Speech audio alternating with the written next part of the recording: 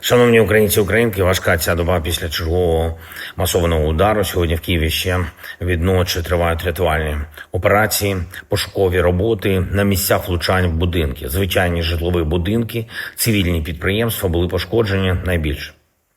Шукають людей під завалами, встановлюють усіх, хто постраждав. Станом на цей час відомо, що 21 людина загинула.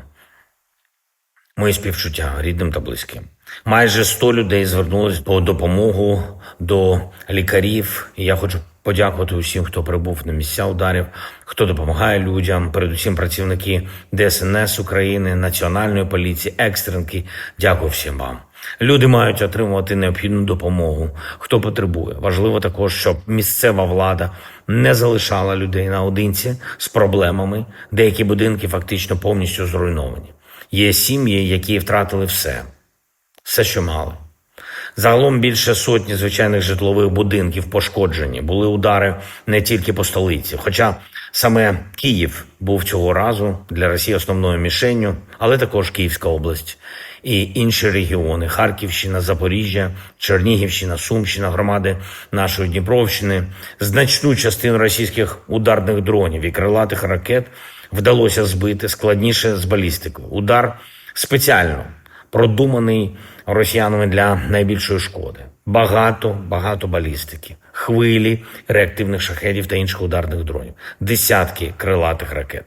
Збито за цю ніч 48 ракет та 476 дронів різних типів.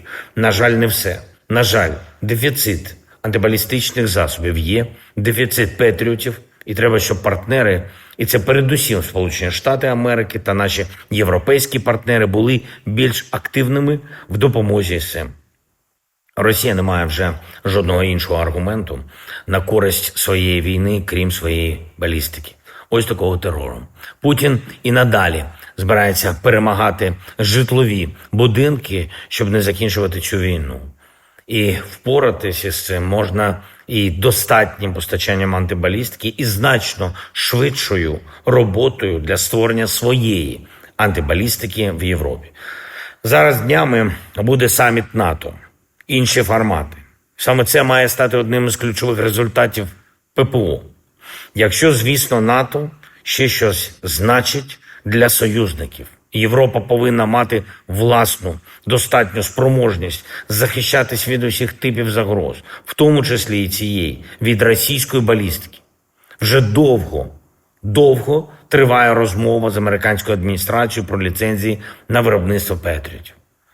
Я хочу подякувати усім країнам, які допомагають через програму Pearl.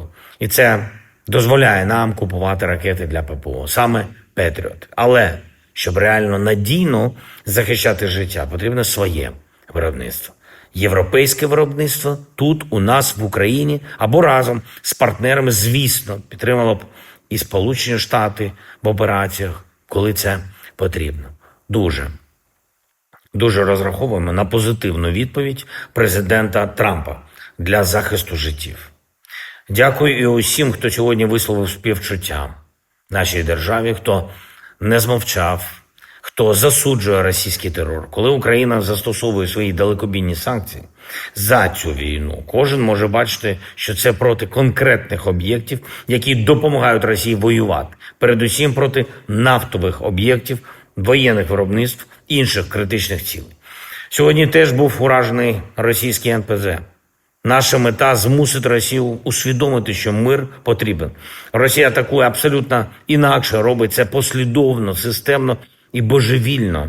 Воює саме проти людей, проти життя, саме так, щоб завдати більше болю. Світ це бачить. Світ не має бути осторонь. Обсяги патріотів у партнерів є. Можливість виробляти захист є. І потрібні політичні рішення, реальні результати у захисті життя. Вічна пам'ять усім жертвам російського терору.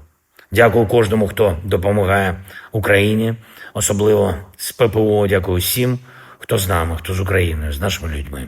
Слава Україні!